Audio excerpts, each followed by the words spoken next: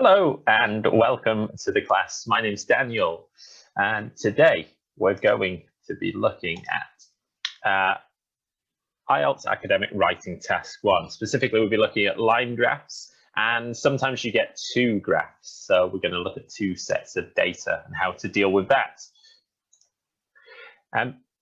If you have any questions after the class, you can go to the top of the page and click on the chat icon to send us a message. So this is class 2 of 2 and will last just over 20 minutes. First, we'll talk about how to select main features from a graph or chart. And then we're going to talk about how to deal with two sets of data and select the main features from them. So by the end of this session, you should be more familiar with looking at main features and using them to deal with your writing task 1. During the class, you'll be asked to answer questions. You can see these below the video on your screen. I'll tell you when you need to look at them, and I'll give you 10 to 15 seconds to answer each one. So let's get started. Let's look now a little bit at line graphs. So the first thing that it's important to do when you see a graph or a chart or any of the task 1 writings is to analyze it. What I mean by that is to look at it and try to choose some important things from it. So you need to understand it before you write. That's really important. If you just start writing and you haven't taken the time to understand it, you're going to make mistakes and you're going to lose time as well when later on when you're writing and you have to go back to try and find out what you're writing about.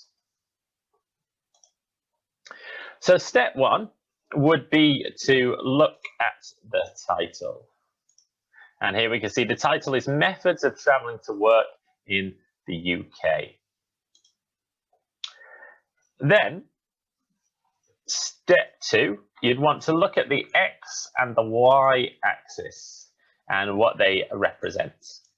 So what we mean by the X and the Y axis, this is the X axis here, and this is the Y axis. Now, in this situation, the X axis, as you can see, is years. So 2012, 13, 14, 15. And the Y axis is the number of people traveling to work in those different ways, okay? And it says here in the brackets, it says thousands. So that means this 100 is 100,000 people. Sometimes in the writing task, it doesn't always have each one labeled. Sometimes you won't see it has years.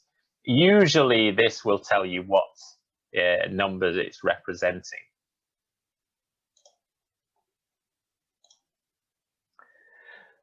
Following that, you need to look at the different lines and to understand them. And we also need to know, is it past, present, or future? Well, if we have a look at the different lines here, you can see you've got 1, 2, 3, 4, 5, 6 different lines, and they're different colors. And at the bottom here, you have what's called a key, and that tells you what each line represents. So the blue line here represents walking. So the number of people walking, so that's the blue line here that we can see. The orange line shows cycling, that's this one here, and the gray line shows driving, that's this line here. So it will always tell you on the graph what each line represents, and you must avoid saying the gray line, the blue line, the red line. That's not good to do in your writing. You have to say, what does that line represent? We also said there that we need to understand, is it the past, the present, or the future? Well, have a look here. It starts in 2012 and it goes to 2019. So all of this graph is in the past. That means when you're writing about it, you need to use probably past simple. If it contains the present, so 2020, or depending what date it is now, then you maybe want to use present simple. And sometimes it will talk about the future. So it might talk about 2030, 2040, something like that. And in that situation, you'll need to use future tenses.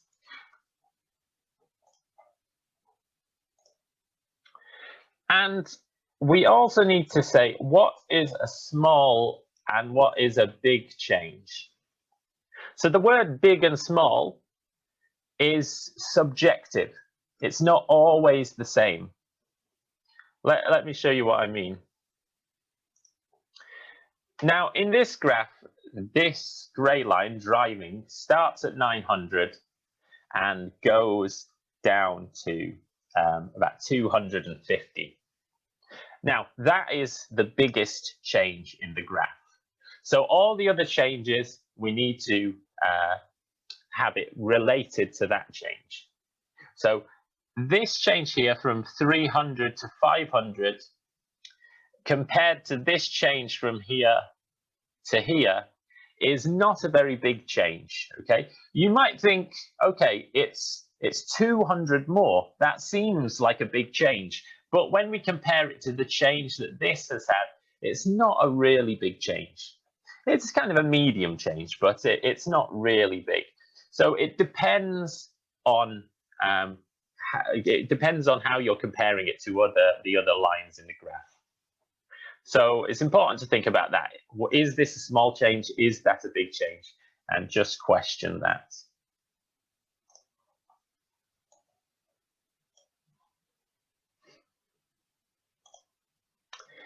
And then the key, one of the really important things we need to look at are the main features.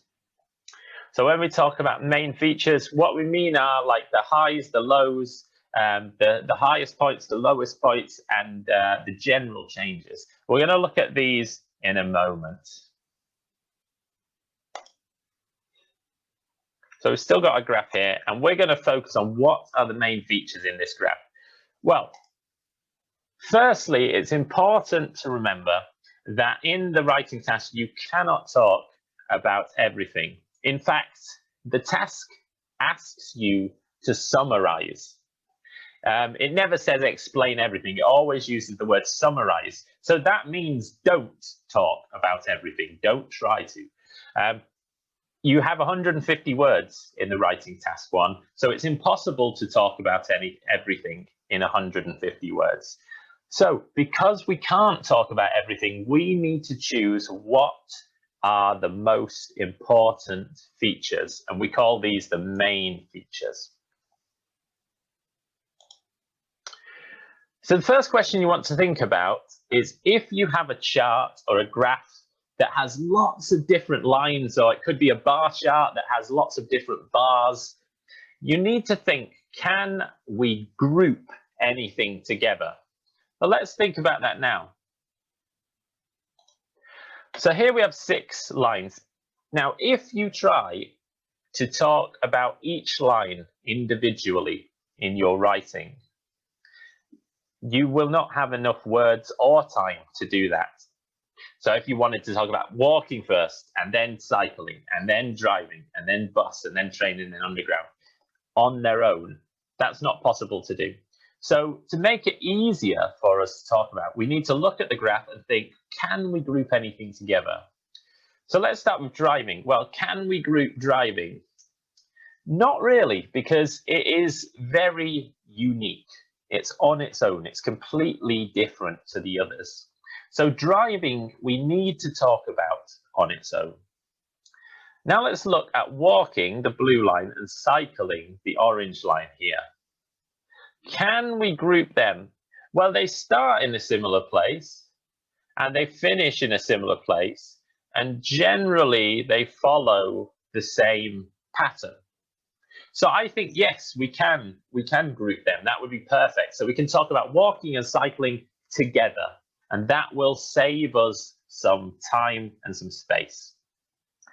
Also, another good thing to group would be bus, train, and underground, because again, they all do the same thing. So we could just call them public transport, right? So we'd want to group them together and talk about them. So now we're going to talk about driving, we're going to talk about walking and cycling, and we're going to talk about public transport. So now instead of 6 things, we just have 3 things that we need to talk about, and that's going to really help us when we're writing our task.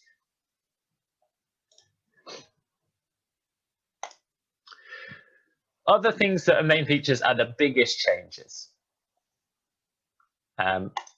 Also, we need to think about comparisons. So let's address both of those now.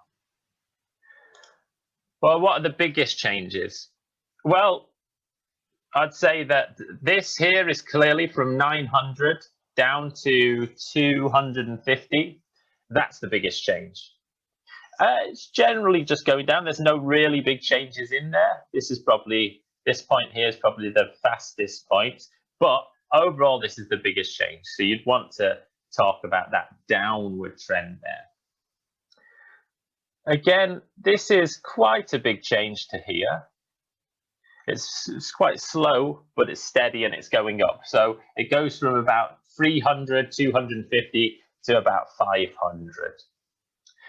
And here, another thing that we would probably want to mention, because we do want to try to include public transport, but we can just say that stays the same, okay, or remains stable. That would be a good way of addressing that.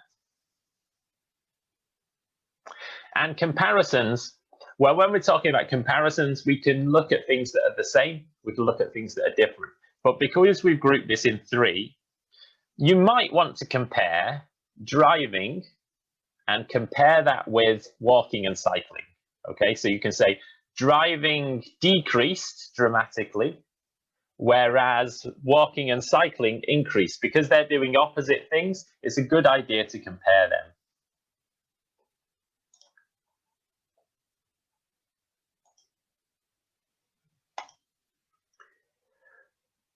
So what are the main features of this graph? Well, we just spoke about it. Really, it's the high points here to the low, this starting point, and then that these stay the same throughout. Okay, that's what I would refer to as the main features.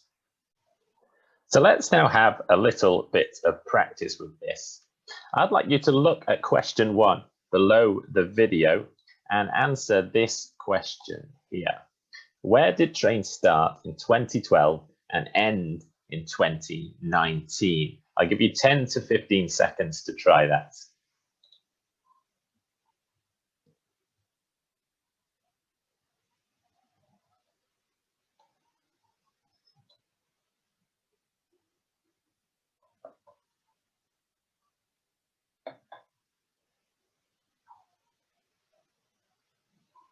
Okay, so, well, trains were the light blue line. We can see it here. They started at just over 200,000 and their level didn't change. So we could say they remained stable throughout.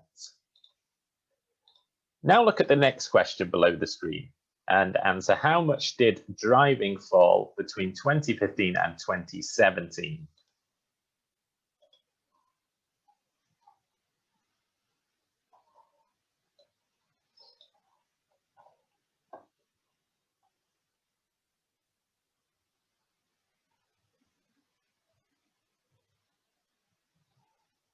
Well, in 2015, we can see driving's the grey line here. And if we go 2015, we can see it started at about 750,000 and it fell to just over 400,000 in 2017 here. Now look at the next question and answer what happened to walking between 2012 and 2015.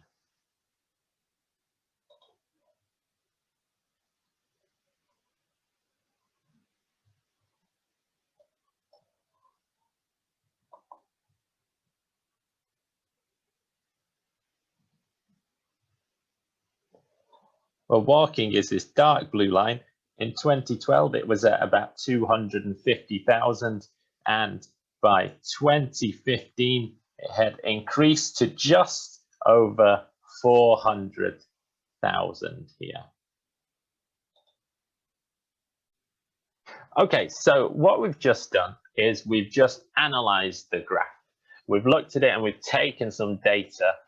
We've looked at the lines and we've gone, okay, we're going to talk about this and this from this date, and we know the data, we know how much the change is, and we just need to put that now into sentences. So the first sentence could look like this.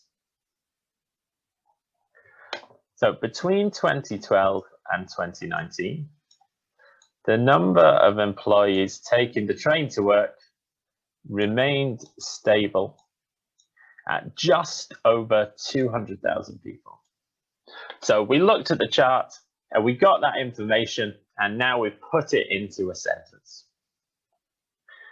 The second one asked us about driving from 2015 to 2017. So it said the number of people taking the car to work dropped significantly. So that means it went down a lot by 350,000, from about 750,000 to just under 400,000. So that's the data. We've connected it with certain words, okay? When we're using fall, rise, increase, decrease, here we've used the word dropped. If we want to say how much it dropped by, we use the preposition by. That tells you how much. If you want to talk about the start point, we'd say from, and the end point we use to. Okay, so here it's from 750,000, that's the start point, to 400,000, that's the end point. And the amount that it changed was 350,000. The third one we can look at is the amount of people going to work on foot. We said it rose steadily. So this means it increased, or it went up, not really fast, but quite steadily throughout the time. And again, we got the preposition from to show it started at 250,000 in 2012 to it ended at 400,000 in 2015. So we analyzed the graph, and then we took that information and we now put it into some sentences. And that's basically what you're doing in your writing task 1.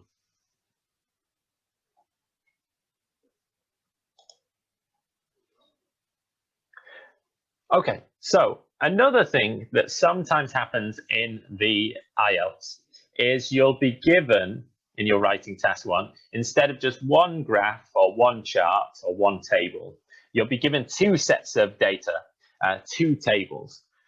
Now, it can feel or look a little bit scary at first. You're like, oh my God, 2 things to talk about. How can I talk about everything? Well, it's exactly the same process. You still just need to choose the main features.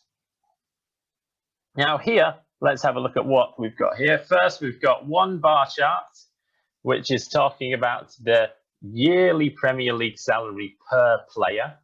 Okay, and you can see it's at 1, 2, 3, 4, 5 different football clubs, and we've got their salary in pounds, in millions of pounds, and it's a year, as we said. So, for example, here we can see Manchester City. For every player, their average salary is nearly £9 million. The second one we've got here is Manchester United annual revenue breakdown. That means annual means every year, and revenue means how much money the company makes every year. And we've got 3 years here. We've got 2009, 2014, and 2019. And we have 3 different lines. They're showing 3 different types of income. One is commercial, so selling products and I guess football shirts and stuff like that. Another is match day, so that's tickets for people coming to watch the football matches. And another is broadcasting, which is television. Again, it's got the revenue in millions, and we can see it's got the pounds here. So it's here, this would be £400 million.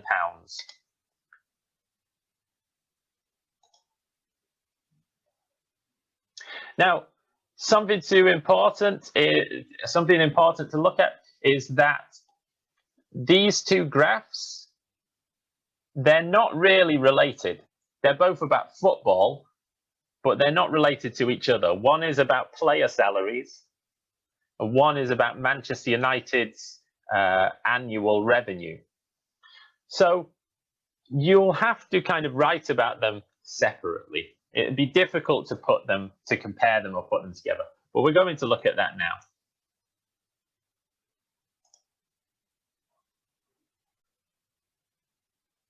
Okay, so now let's have a look at an example task connected to those graphs. So it says here, the bar chart shows the average yearly salary for a player in the Premier League at 5 different clubs. The line graph shows Manchester United's annual revenue broken into 3 categories, 2009 to 2019. So you can see that the task talks about both of those graphs. And here are the instructions that you have to do. So again, it says summarize the information by selecting and reporting the main features and make comparisons where relevant. Now let's start with that first word, summarize. That's the key word here. You can't talk about everything. As I mentioned before, it can be easy to get overwhelmed when you see 2 graphs. You think, wow, how can I write about all of this? You're not expected to. In fact, if you do try to, you will lose marks. So the key word here is to summarize. And it tells you how. It says by selecting and reporting the main features. So like we saw with the graph previously, we need to just look at those 2 graphs and choose the main features. And then it says make comparisons where relevant.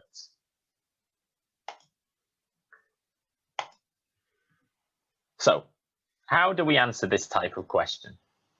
Well, it's the same as with one graph, as I just mentioned. You need to analyze the question first, and then you need to analyze the graphs, as we saw before. Now, probably because these graphs are not related, other than they're about football, you would want one paragraph for graph 1 and another paragraph for graph 2. That would be a logical way of organizing it. If you try putting them into the same paragraph, or you split them into 4 paragraphs, putting them into the same paragraph would make it very confusing to read for the examiner. You would definitely lose marks if you tried that. And putting them into 4 paragraphs, like maybe 2 points from graph 1, 2 points from graph 2, that could maybe work. But I think one paragraph for graph 1 or 1 paragraph for graph 2 would be fine. And comparisons where necessary. So I don't think we will compare the 2 graphs in this situation because they're not really related, but you can make comparisons within each graph.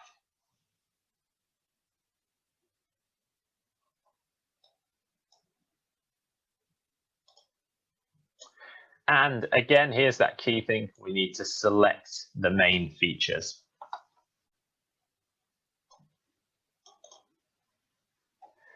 Okay, so let's now think about these 2 graphs, and I'm going to ask you to look at question 4 in the activity below the video and to answer this first question. Which of these graphs describe change over time? I'll give you 10 to 15 seconds to try that.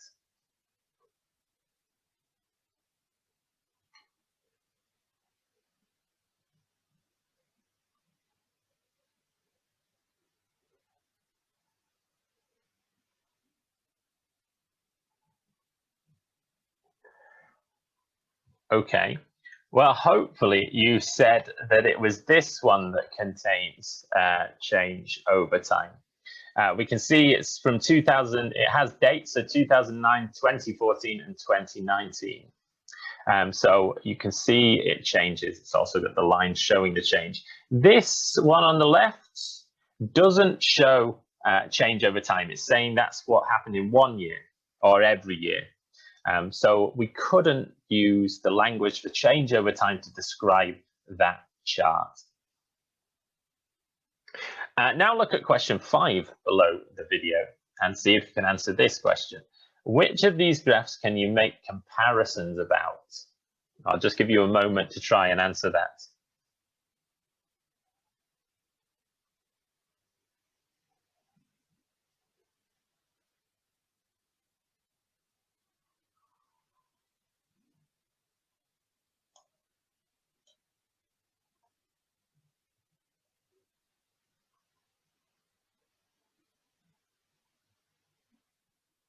Okay, well, you could make comparisons in both graphs.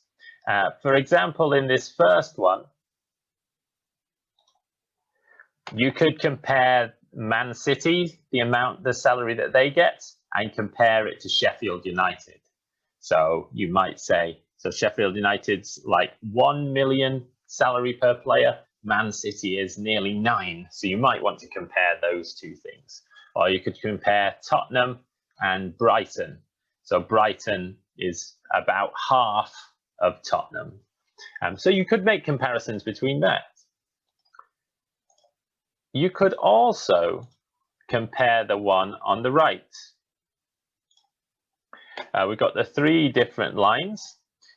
One's commercial, one's match day. So you could, for example, compare the amount of money that Manchester United make from selling tickets, let's say match day, which is this. And you could compare that to the amount of money they make from television, which is this.